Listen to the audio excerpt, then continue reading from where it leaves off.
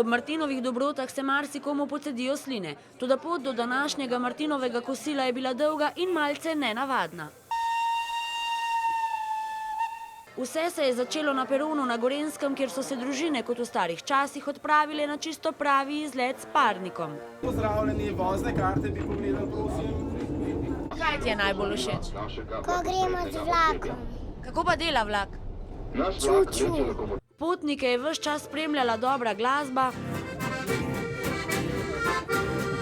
Z obiskom jih je počastil tudi pomemben gost. Franz Ferdinand, osebno. Dobar dan, dobar dan. Ta je izletnike popeljal nazaj v čase Avstro-Ogrske, navdušeni potepuhi pa so dokazali, da jim tradicionalne vrednote še vedno veliko pomenijo. Moja mama je praznovala pred dnevi Abrahama in ta namen gremo pač na izlet na martinovanje v Goriška Brda. Mi je bilo zelo lepo, da so mi pač to pripravili, da gremo skupaj še enkrat. Kakor nekoč, ko smo hodili na morje.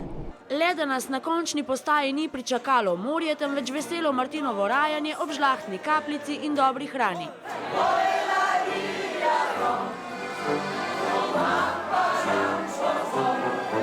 Povod za izlet je bila za nekatere zgolj radovednost. Da vidimo, kako je kaj v Brdih. Kako je v Brdih? Dobra družina, dobro za jest, dobro za pit. Enodnevni izlet z muzejskim vlakom je posebna vaba tudi za turiste. Današnjega pohajkovanja po Brdih se je udeležila celo družina iz Brazilije. For us as foreigners it's very nice to know the inside the country and the culture and so on. Ljubitelji briškega vina so na svoj račun prišli v največji slovenski vinski kleti. Zdravim vsi.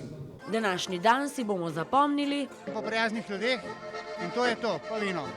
Pa naša družba. Sveti Martin pa bi bil gotovo ponosen, če bi videl, kako bučno smo Slovenci počastili njegov prihajajoči god.